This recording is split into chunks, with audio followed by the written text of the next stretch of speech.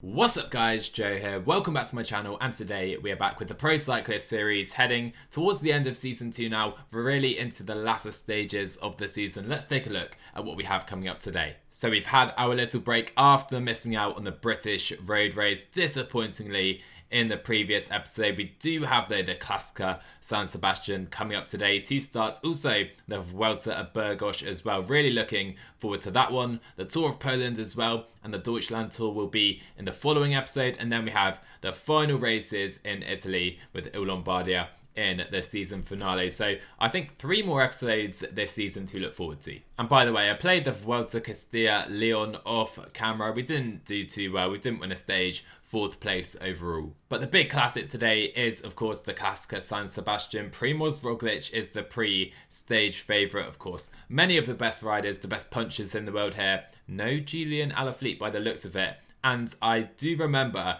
that Martin Marquez is the defending champion of this race. He won this race last season. I have no idea how. If he does it again this year, it will be an absolute miracle. Well, you know what? Maybe he does have a chance. He gets a +4 days as Martin Marquez again at the Classica San Sebastian. So 75k to go. This race is starting to explode into life with an attack actually by Tia Volta. Not going anywhere for the moment. Let's see if he can get off the front. But we do have some reduced numbers here for the moment. But sadly, that move from Volta seemingly has gone absolutely nowhere. Let's try and get Fortunato on our wheel for now. We don't really need him to protect us. To be honest, he's probably a better option in this race than we are. Let's try and stay in this group as Brandon McNulty and Mikel Landa attacking on the Jazz Cabal. So we have 91 riders at the front of the race. Actually, we do have Mikel Landa 30 seconds off the front. We're still in the peloton though. Our energy is massively depleted after that really difficult climb. And now we have the Alayets climb, another big country in the Basque region,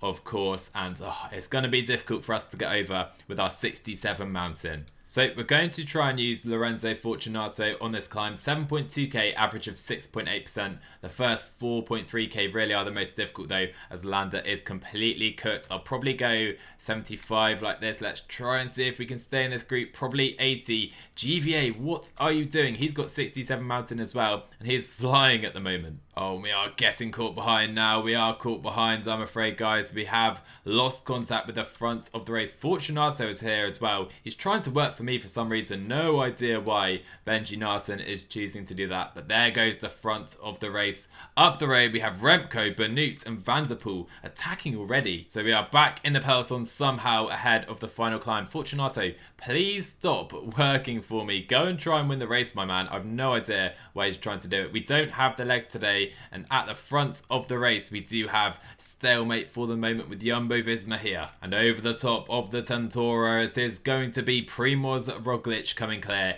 He looks like today's winner. So here we go into the final kilometre under the Flamme Rouge. And Primoz Roglic is going to just about win. Is he ahead of Matthew Van der Poel coming late? What a victory for Primoz Roglic. Van der Poel second, Mark Hirschi in 3rd place. And we just didn't have the legs, I'm afraid. It's a 57th place. That's all we get today, guys. Didn't have the legs, like I said. Let's move on to the Vuelta at Burgos. Also worth noting, guys, we do now have the contracts open, the transfer market open for 2023 and Season 3 of this save. Now, I do think I would quite like to stay at EOLO-Kometa for a 2nd season. We haven't really conquered this level just yet. I've given my points to Total Energies, maybe ride with Peter Sagan, a couple of other teams interested, but to me, I think staying at EOLO-Kometa for 1 more season, really trying to win a bunch of races here, is our best shout. Anyway, the Vuelta at Burgos, I think we'll be stage hunting here, and stage 1 definitely could be a stage for us. Stage 2 as well, we'll see how that goes.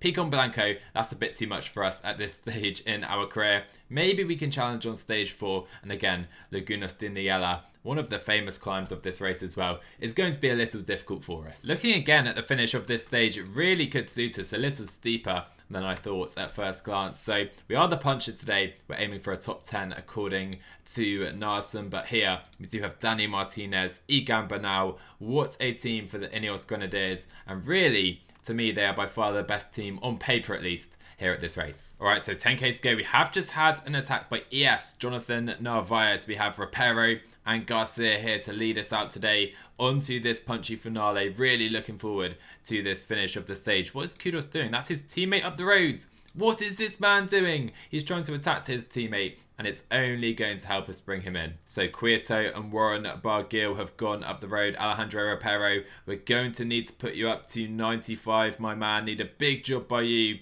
on this flat section. Surely these guys are going to be cooked entering the final climb. And there you go. Look at that. Completely sit up and give up almost entirely. Now we can go probably to Garcia up to 90 on the front. There we go. We've used our gel. We're in a good position to try and win this stage right now. Barguil attacking again. Let's go up to 99. Garcia, get ready to launch your sprint. We're going to go into the final kilometre as well. Have we gone too late? Fred Wright, Christophe Laporte, Mads Pedersen. And I think we've gone a little late, have we? Or can we come back on the uphill terrain? You bet we can. We're going to win stage 1 of the Vuelta at Burgos. Oh, what a victory that was. There we go. What a team victory that was. Really satisfying victory to beat Pedersen, Laporte and Fred Wright on that punchy finale. It suited us, to be fair, but boy did we take advantage of that finish and also taking the lead of the race. And that is going to give us enough points to head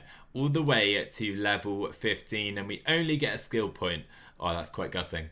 And so I am actually going to just apply this to attentiveness. Now we get more points per month, just XP points per month. So that is definitely going to help us heading into the off season, which is coming up fairly soon. On stage 2 today, more for the pure sprinters, but can we maybe try and hold on to our jersey? So, of course, we don't have the best lead-out trainer tool in our team. I think we'll go for Garcia again. 67 sprint, 71 flat on the day. Marquez as well, fairly good flat rider, but this is going to be difficult for us, especially on this -1 day in that leader's jersey. Taking on the likes of Mads Pedersen, yeah, it's going to be difficult. But now 5K to go. I do know the uphill section takes place now in this finale. Then it is pretty much downhill to the line. So Martin Marquez can probably go up to 92 on this uphill section. Don't really want to go any faster just yet. We'll put him up to 99 then as we are entering this downhill section. Now let's go with Garcia on the left hand side if we can, up to 99. I'm going to sprint early, try to keep our decent positioning here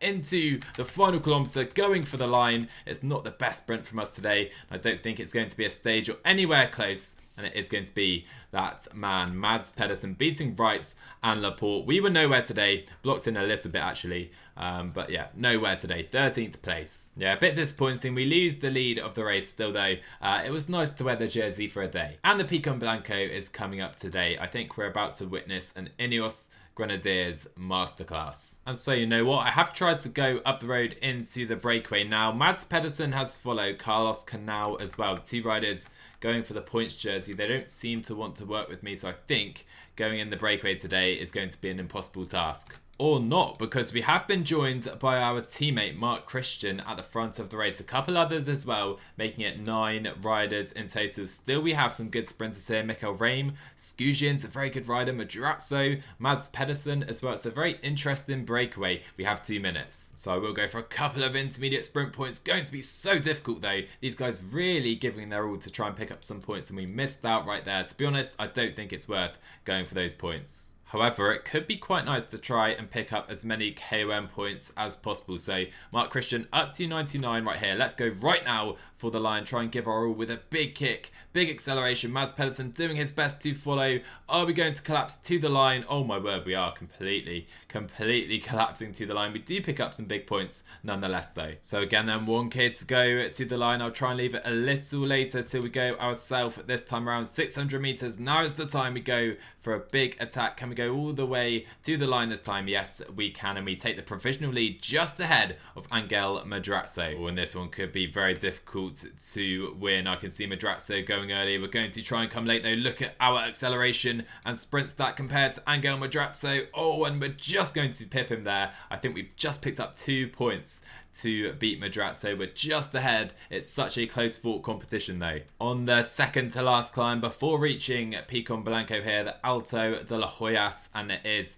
We're alone now without Mark Christian here. You can see Madrazo to our right, Monaquet as well, but I think we're going to try and launch in the final 500 meters to the line. Can we beat these guys? Tom Skujians as well and pick up 2 points, only 2 points boy, this is a close battle. So the guys in this group have literally stopped working with me entirely. I think we are coming to a steeper peak, still some way from the line. Let's try and put in a massive dig here, massive dig to try and drop these guys, but oh, that is going to be tough. Going to be very tough. Let's try and recharge now. Only 2k to go. Monaket and Madrazo still on our wheel. We could regret that, but now just 700 meters to go. There goes Monaket. Let's just try and go 99. Try and hold this all the way if we can. Monaket is coming. So is Madrazo, but I think we are going to win the final KOM before Picon Blanco, and I think that is going to put us in the lead of the KOM jersey. We'll follow Scoutians and see how far we can hold on. So my job for the remainder of the day is just to protect Tia Volta for as long as I can.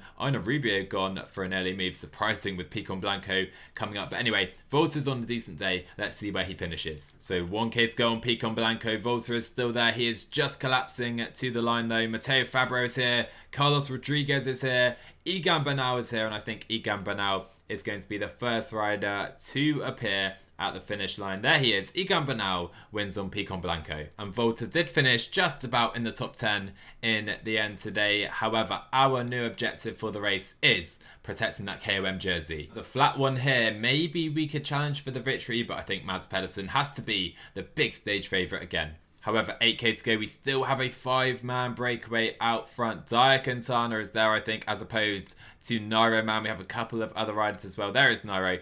You can see him up the road. Anyway, we do need to catch them if we want this stage. However, 4k to go. Christian is doing lead out wonders for us. Now we have Garcia up to 92. I may be best taking the wheel of someone else here. There is Mads Pedersen. Can I take his wheel? No, it's blocked for the moment. The breakaway is still up the road. Let's go 99 with Garcia. Mads Pedersen still is at the front of the race. There is Laporte. There is Warren Barguil. I'll take Warren's wheel actually into the final kilometre. Volta on our wheel as well. He can sprint. Can we take the stage? I don't think so. We've gone too early. Haven't timed it right. And Fred has timed it right. He is going to win the stage very nicely indeed. I think we'll get a top 5 place in the end, or as here Volta will get a top 10. Anyway, enough of terrible Fred Wright puns. It is time for Lagunas de Niella. But for us, going in the breakaway is going to be critical today to holding on to this jersey. Of course, we are up the road. I think I'll let these guys catch us as we have opened up a minute and a half. Although I did choose to hold on for that intermediate sprint, getting a little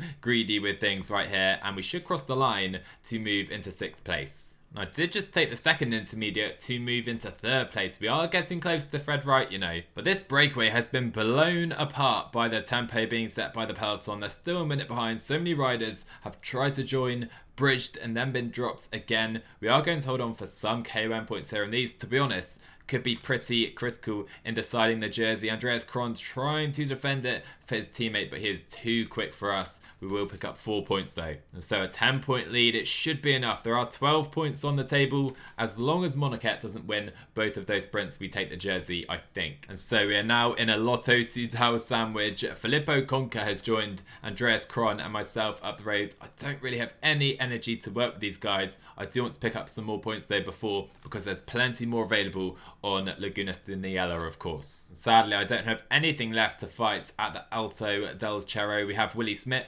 Andreas Kron here as well. We'll take just 2 points, but every point counts right now, as hopefully Mark Christian can bridge to us and help us up the road. Christian was ultimately unable to bridge, but I have tried to recover just about enough energy to sprint for this final KOM of the day before Lagunas de Niella. Let's go up to 90. I've maybe gone too early here, have I? Oh, surely I haven't gone too early. Surely not here. This would be pretty disastrous. We are going to try and hold on. I think we take 2nd place. 1st place, 40 points. That should do it. Alright, and the breakaway have developed a massive lead in this stage. Willie Smits and another Spanish rider from Kern Farm are trying to win this stage. I'm going to stay working with Kron and Bizcarra behind. We don't really have anything left to work, and I think we'll just be dropping back to help Volta later. Oh, and look at this. Attila Volta has bridged to the breakaway. I'm going to try and protect him as briefly as possible and then get out of his way. Attila Volta is trying to win on Lagunas de Niella, and we have played a mini role in potentially helping the Hungarian right at the front right now. But here comes Dunbar and Fabro, and of course Egan Bernal. Bizcarra with a massive block. Look at Volta. Come on, Attila. So it will be a good ride from Attila Volta today, but sadly not the victory. Matteo Fabro wins on Lagunas de Niella, just beating Egan Bernal now, and I think Vuelta crosses the line in a very respectable third place here. Really cool race for us at the Vuelta at Burgos. Matteo Fabro, really talented rider, of course, winning the final stage. Really cool to see, though, Attila Vuelta do so well on Lagunas de Niela. He gets a top 10 in the GC. We win the KOM jersey. We're also top 3 in the points jersey as well. So a super successful race when you also consider our stage 1 victory. And that's going to bring a nice 31 points, 81 out of 300 in terms of reaching level 16. And to end this episode, we do get the offer. EOLO-Kometa offering 22,000 per month, up from I think 3,500 were on this year. So they clearly can see our talent in the making, and that Vuelta at Burgos couldn't have done any harm to this offer. And to be honest, I think it's one I will accept. So we get until the 15th of August. I will wait until then though to choose and see if we get any more offers in the meantime. Let me know down below, should I accept that offer, guys, and stay at EOLO-Kometa for one more season. Drop a like on the video if you enjoyed, of course. Drop a sub if you're new to the channel as well. And I will see you guys in the next one.